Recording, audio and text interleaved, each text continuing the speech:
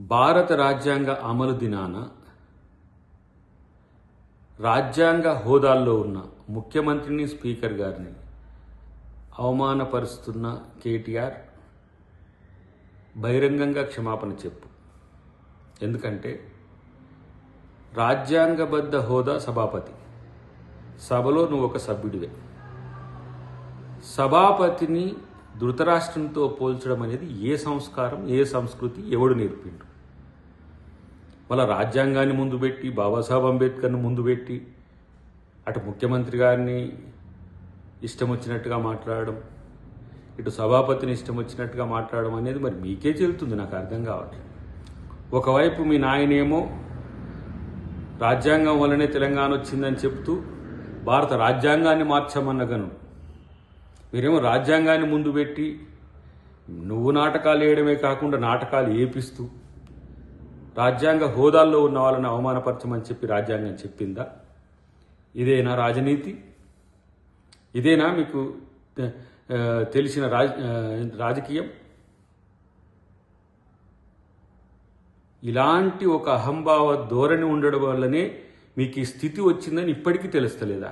మరి ఎవడో ఆ కంటెంట్ ఇచ్చింది కానీ సభాపతిని అగౌరవపరచమని ఉన్నదా? అయితే ఇలా 10 మంది ముందు చర్చ పెడుతున్నావు కదా, మరి 39 మందిని మీరు చేర్చుకున్న రోజు మరి మిమ్మల్ని ధృతరాష్ట్రుని దాటి ఏమనాలి? మరి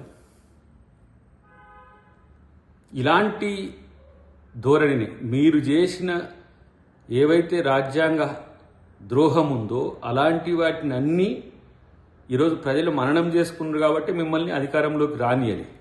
అయినప్పటికీ కూడా ఇంకా మీ యొక్క ధోరణిలో మార్పు రాలి.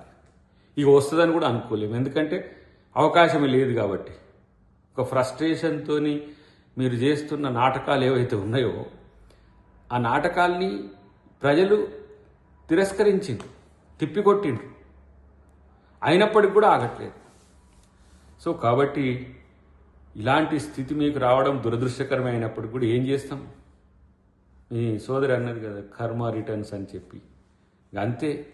ఇంకా తెలంగాణ ప్రజలకు మీలాంటి విపక్ష నాయకులు ఉండడం అనేది ఎంత నష్టం జరుగుతుందో ఇప్పటికైనా అర్థం చేసుకోరు. ఏ రోజు కూడా కాంగ్రెస్ పార్టీ ఇలాంటి అవమానపూర్వక చర్యలకు ఎప్పుడు పాల్పడదు కూడా.